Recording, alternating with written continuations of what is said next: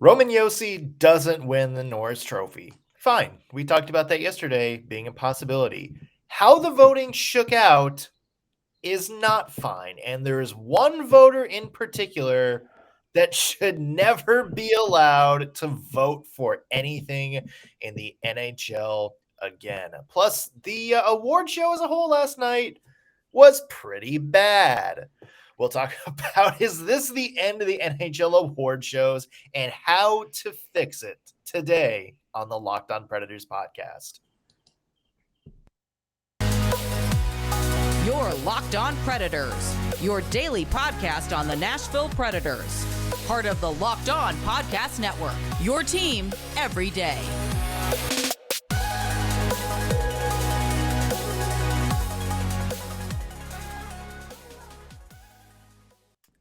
Thank you for making Locked On Predators your first listen of the day. I'm Nick Morgan. I'm a writer and editor at ontheforecheck.com.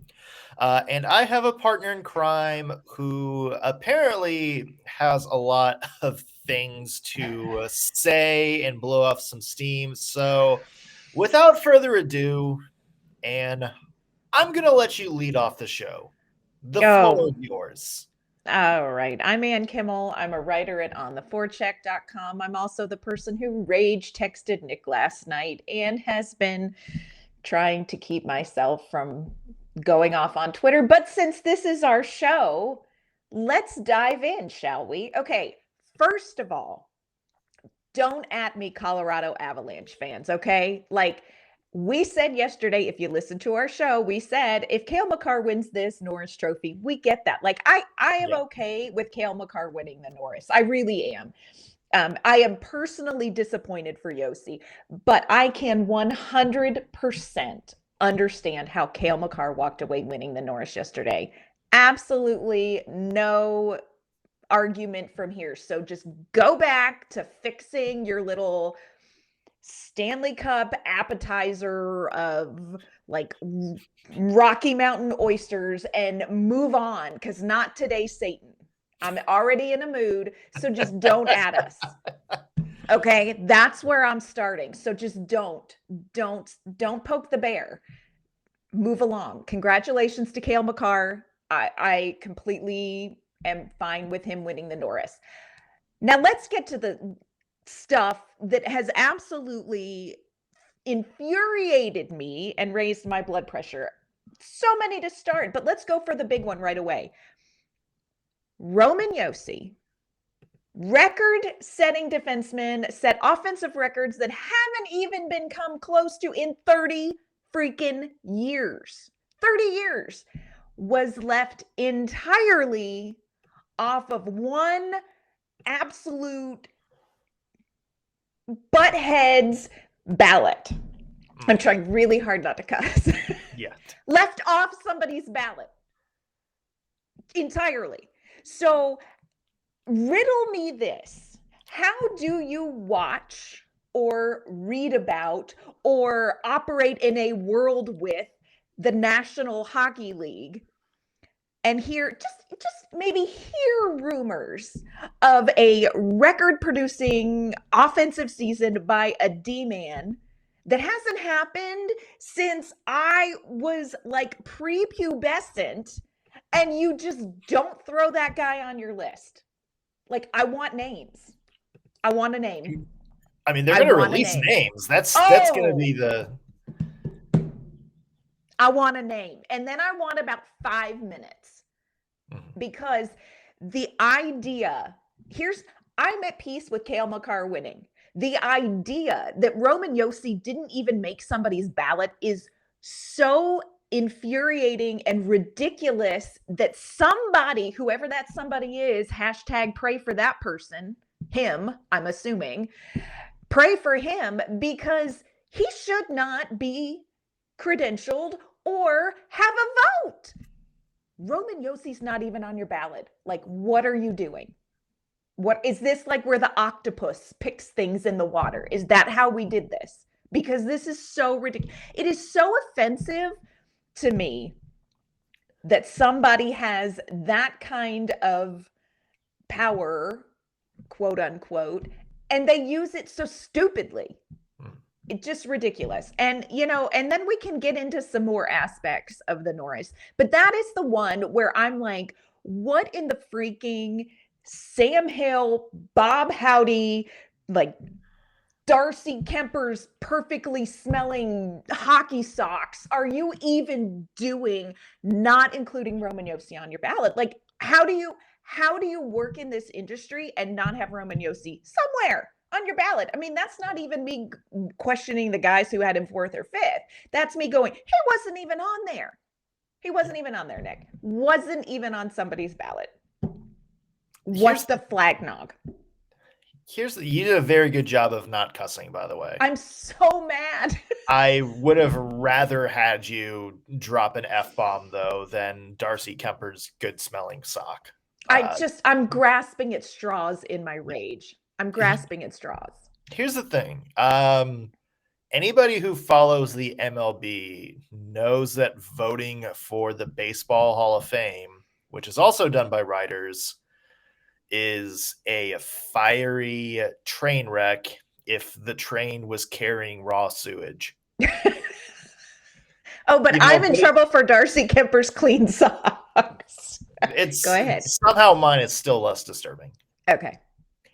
The writers have agendas. It is an opportunity to make the votes about themselves. Like, remember a few years ago where Derek Jeter missed being a unanimous Hall of Famer by one single vote.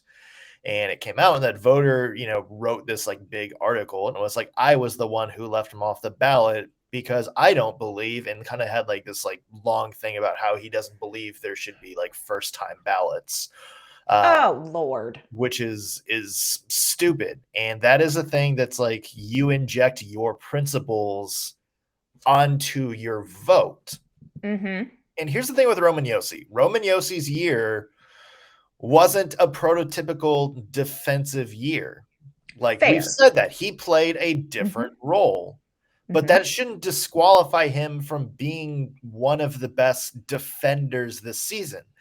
Like, it's not like his position is listed as defenseman, but how he plays defense, how he is used in that role, like, doesn't mean he should be disqualified from an award for defenseman.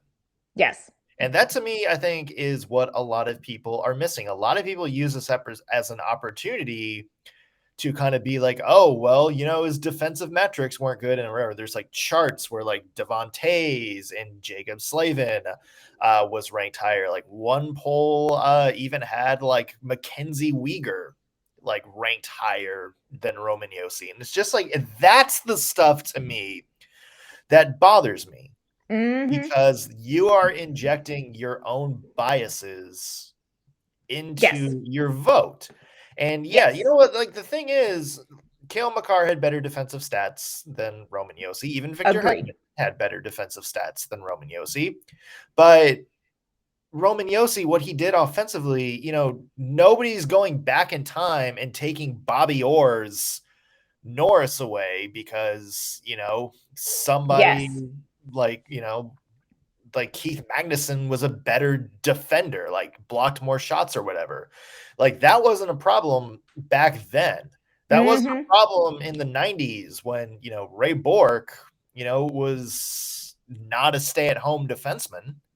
There's probably some defenders out there who played better defensively than Bourque did and put up better numbers.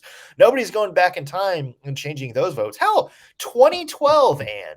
2012, Shea Weber, come on, one of the best two-way seasons that we had seen sort of in this time frame. More than 20 goals, was an absolute force, penalty killing machine. He lost to Erik Karlsson, whose offensive numbers were barely better, but was a liability on defense. I mean, that's still the case for Erik Karlsson. So why are all of a sudden, we are just looking at these people like, oh, they're great defenders and look how much offense they're able to produce.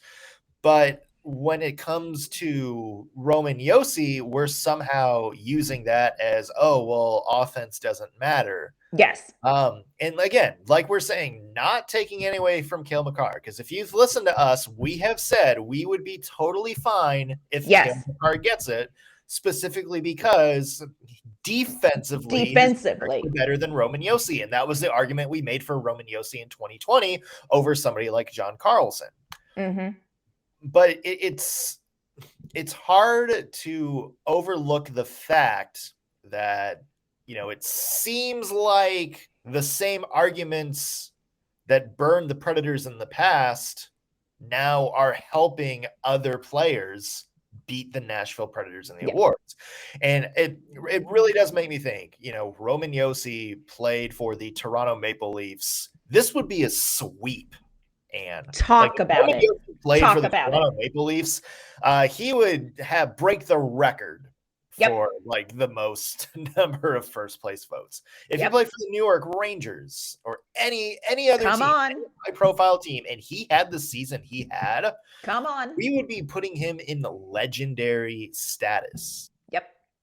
But because he plays for Nashville, and that's what disqualifies him, because there are people out there who, quite frankly, don't watch any of Nashville Predators games. And I can almost guarantee you that there are people who voted for this award that did not watch a second of Nashville Predators hockey. Who sat in their little corner, just looked at game stats, typed some stuff in their dark little corner pathetic office, pushed up their glasses, and just made a chart. And been like, oh, well, Cale Makar is like nerd BS. There are people who did that did not watch a second of Nashville Predators hockey, who watched Roman Josi carry this team from the blue line, who did play defense when he needed to play defense. That just wasn't his role. Went out there and put together a type of offensive season from a defenseman being used in such a way that a defenseman really hasn't been used since the days of Phil Housley and Brian Leetch and Ray Bourque. They missed all that. They missed the context of how important Roman Josi is to this team, because I guarantee you they did not watch a second of Predators hockey until the postseason. 100%. And so much of my beef is about the unfair market share of something like this. Like, I look at Charlie McAvoy got a first place vote. Tell me, without telling me, what team you cover. You know what I'm saying? Like, come on. You cannot have been exposed to defensemen in the NHL across the board and come away, A, not putting Roman Josi on your ballot, and B, having him fifth. What? Come on. Like, and again, don't at me, abs people. Happy for Cale Makar. Don't at us. That's again, I cannot state this enough because I know what the comments are going to be. Don't at us. You don't disagree with Cale Makar as the Norris Trophy winner. We said it yesterday before this was announced. We said it last week when we're previewing all the awards. That is not the issue here. This feels like we should take a second to cool down and might be a good idea. for the rest of the show moving forward.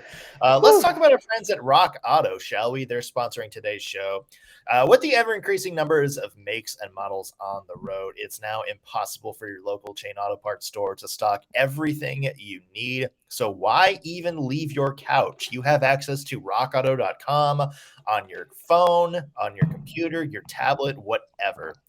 You save time and money when using rockauto.com. For example, Honda Odyssey fuel pump, $353 from regular chain auto parts store, but on rockauto.com, it is only $216. That is about $150 right back in your pocket that you save. That's not some kind of shady, weird secondhand site either. Rock Auto is a family business that's been serving do-it-yourselfers for over 20 years, and their prices are reliably low for every single customer. Anything you could ever need, from stuff like brake parts, tail lamps, motor oil, to new carpet and upholstery, anything you need to clean your car, windshield wipers, name an auto part, and chances are you can find it on rockauto.com. So go check it out today and explore the solution to your auto part needs. Go to rockauto.com right now and see all the parts available for your car or truck. Be sure you write Locked On in their How Did You Hear About Us box so they know we sent you. Amazing selection, reliably low prices, all the parts your car will ever need. rockauto.com.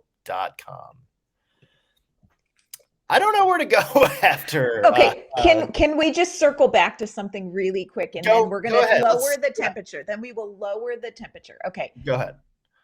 One of my beefs with this whole process is that the NHL has got to define these awards. Stop using the word adjudged like, we're in our white wigs and our ties from 850 years ago. Okay. And define the award, because it best 200-foot overall game defenseman, overall performance defenseman, or is it the best defense played by a defenseman?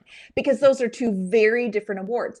And look, Cale Makar won, and rightly so, don't at us, best defense played by a defenseman. Like, absolutely, 100%. So if that's how you're looking at it, okay. But if you are saying who is the best defenseman in the league, how do you exclude 100 feet of the ice? Because, here's the deal. If Roman Josi is producing offensively, the other team doesn't have the puck.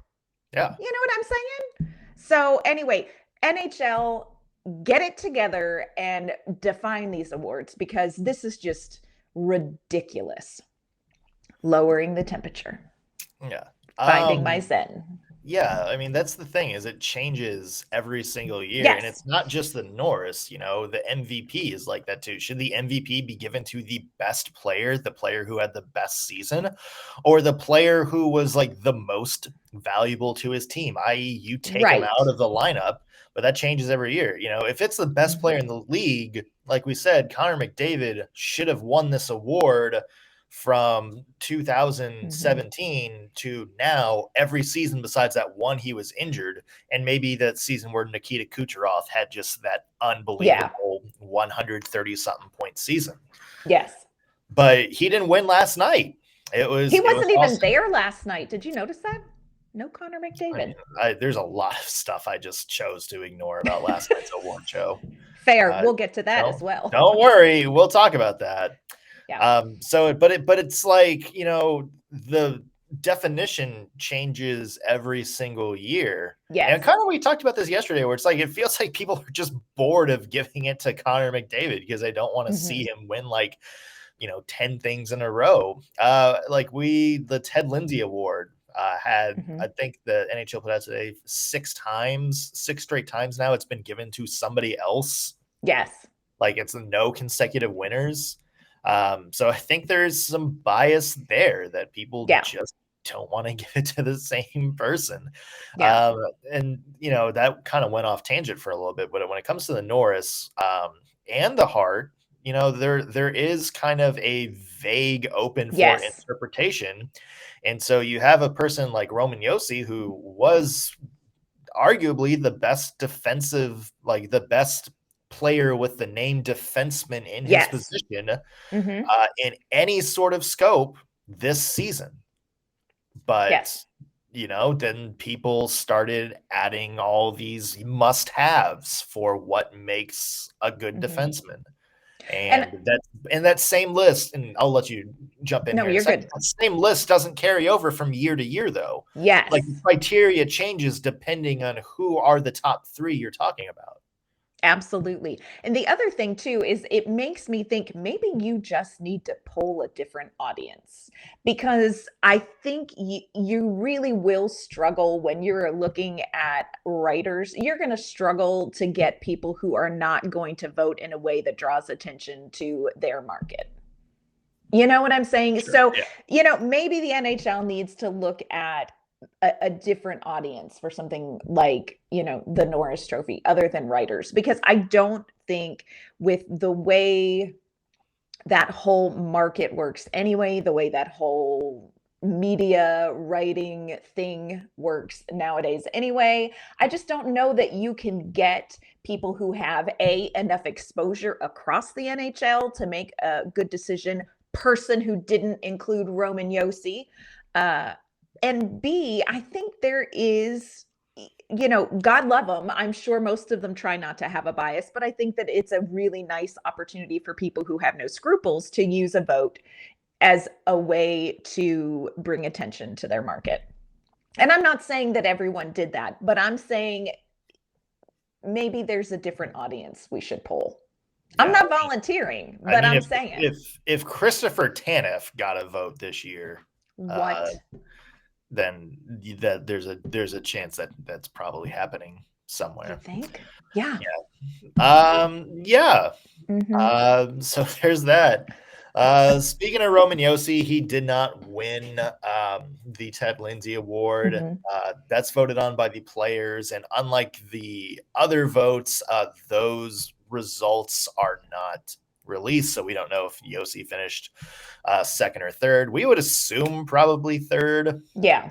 Behind Matthews, who won it, and Connor McDavid. But we talked about that yesterday, and it's good for him to kind of get that exposure from the players and have the players recognize just how valuable he was and what he's been able to do for this season. Yeah, and I think when you have an award voted on, like you said, from the players, it does carry a little bit more weight, because they, while they may not see everybody equally, they have a real sense of on ice ability. So, I can understand the voting on this award, but this is one of those awards where I'm like, yeah, it really is an honor to be nominated, because that's your peers. Yeah, absolutely. Vezina Trophy, Juuse Saros finished third. Yeah. We talked about yesterday, we could see him maybe being second, maybe being third. Igor Shesterkin was never losing that award at 29 out of the 32 possible first place votes. Yes. And rightly so. Absolutely. Like, there's Can't absolutely disagree. Yeah, zero way that wasn't going to happen. When you look at Juuse Saros, he finished second behind Jacob Markstrom. Saros had 9 second-place votes and 5 third-place votes. And, of course, with this, you only vote for the top 3. So, yeah. How did you feel about that voting? Fair.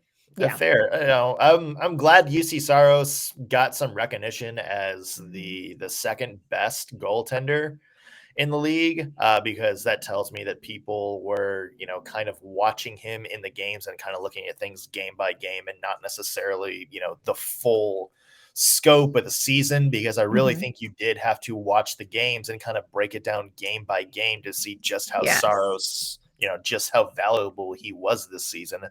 I would have liked to see him maybe get second over Markstrom for that reason, but, Markstrom had, I think 9 shutouts this season, and until Shesterkin kind of picked things up around Christmas, looked like the sure front runner. So you can't fault. I have no qualms about the Vezina. No qualms. No, I don't either. And I think that maybe had Saros been able to continue after the All-Star break, kind of the same level of play he had before the All-Star break, it might have been a little bit different.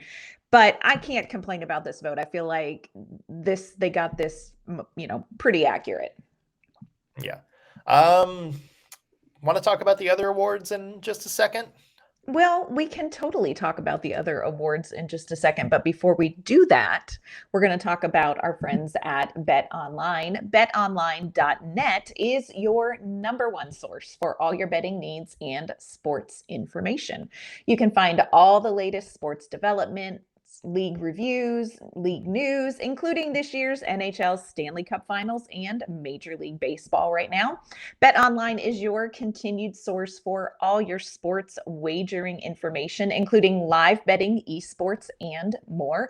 And betonline.net remains the best spot for all of your sports scores, podcasts, and news this season.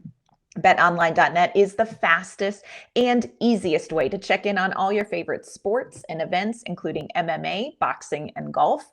You can head to their website today or use your mobile device to learn more about the trends and action. BetOnline, where the game starts. Let's talk about the other awards that were given out last night. The Calder Trophy. Yay! You were Little right. Red Wings child gets it. Yes.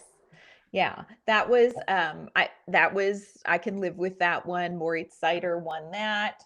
And he was far and away the winner. He had the most first place votes. So really can't complain about that. I feel like that's good. What I thought was interesting, Tanner Jeannot finished 7th.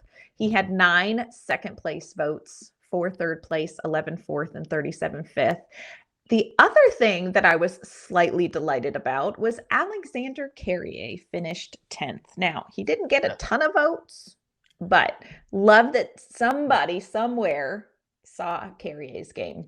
And Carrier was on the first NHL All-Rookie team. Mm-hmm. Yes. He and Seider were the 2 defensemen. So which is good amazing. To see Carrier. Yeah, good to see Carrier get some kudos there. Because we were all talking about, Jeannot for Calder.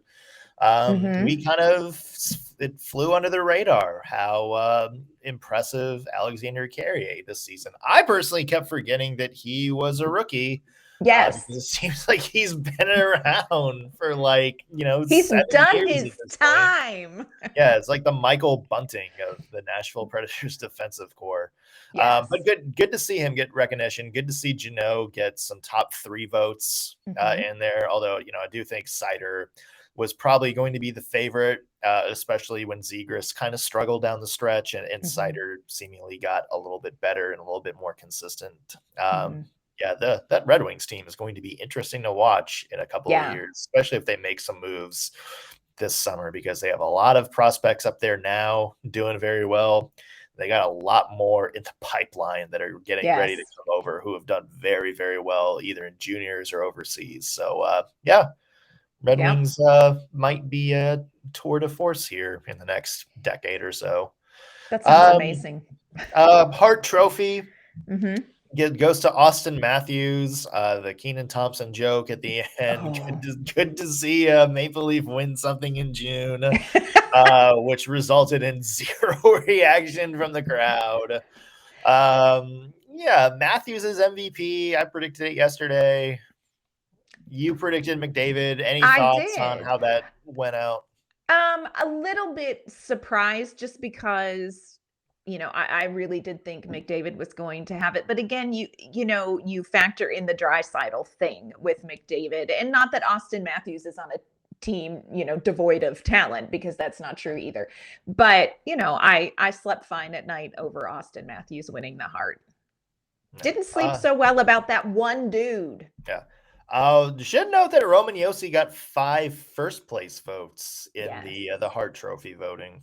He wound up finishing 6th, which is, still whatever. But interesting to see Roman Josi get 5 first place votes in there. Matthews over. I was surprised about how kind of wide the voting was there. I mean, Matthews was kind of the runaway guy there for a while. Did have a very good season. I thought the voting would have been a little bit closer, but guess Here not. we are. Here we are. Let's talk about the award show as an event, as a show. It was bad, Anne. It was really bad. It was like they rented out a high school gym and borrowed some Olin Mills backdrops and invited the guys in. It felt like Bless. this is like the elementary school like pageant where there's like a silent auction on the tables behind them. Like I expected to see like Auston Matthews go up and like put down a bid for like a new like Corona extra golf bag, Yes. like Yeah. branded golf bag or something like that. Yeah, Or or a like month's worth of free car washes or something. yeah, like some kind of low end thing like that. Yeah. It's weird because I remember growing up, like the NHL awards when they were always in Canada, Mhm. and always like hosted by the same people. Seemed to be like a lot more fun. There seemed to be like a lot more people into it. This seemed like, Oh, it was yeah, painful. yeah.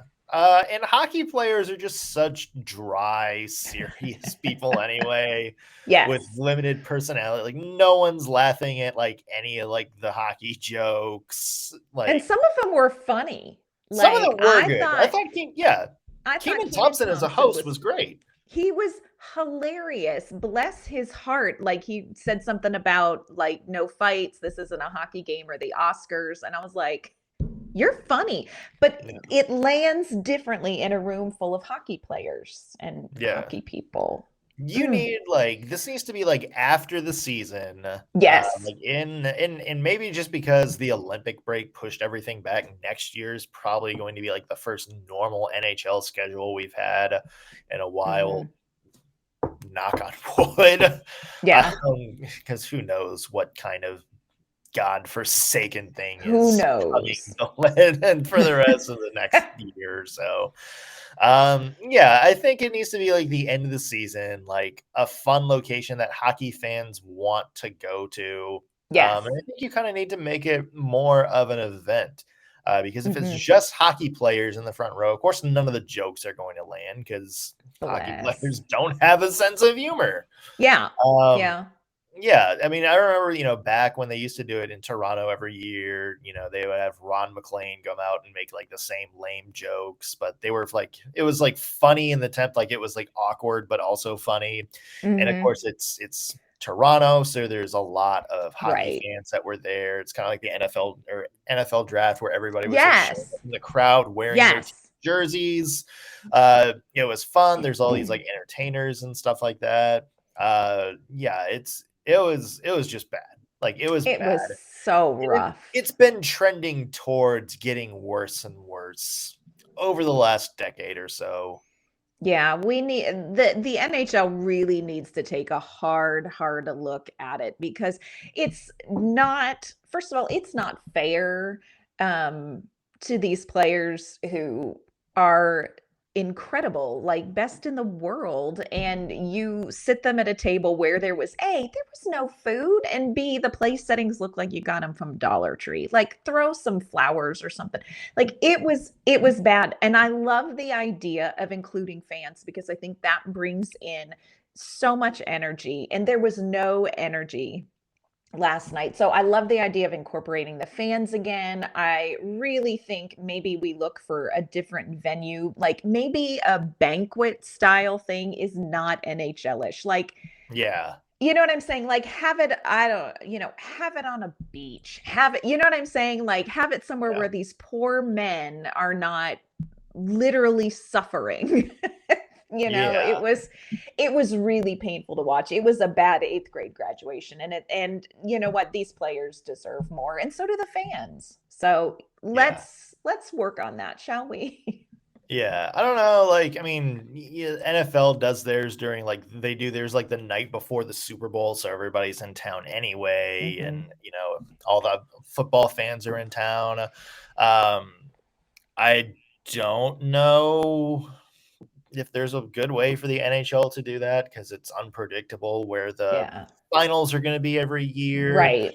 Maybe you do that like the day before like game 3 or something like that where everybody comes to the away arena. And I don't know, like There's there's gotta not be a really an better easy way. way to fix this other than just taking it back to Canada and having Mhm. it be an annual event after the season.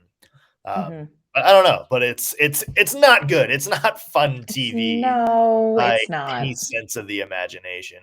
And also the defining moment of the NHL Awards for like the past decade was Rob Riggle hosting and coming out and going like wild on stage after Carey Price won the Hart Trophy, and Carey Price giving the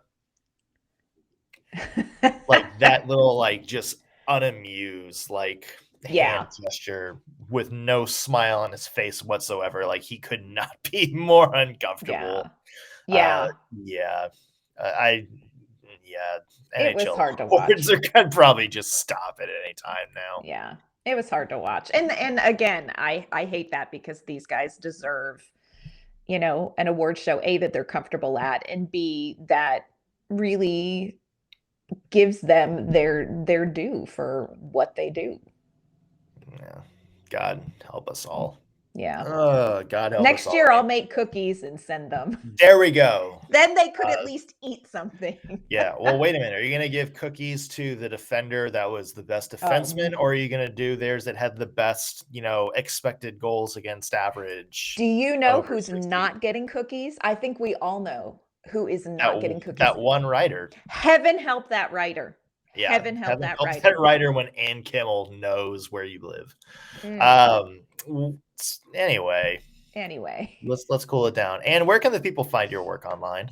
You can find my work at ontheforecheck.com, and you can find me on Twitter at AnnK_Mama on Ice. I'm Nick Morgan. You can find me at ontheforecheck.com. Follow me on Twitter at _NSMorgan.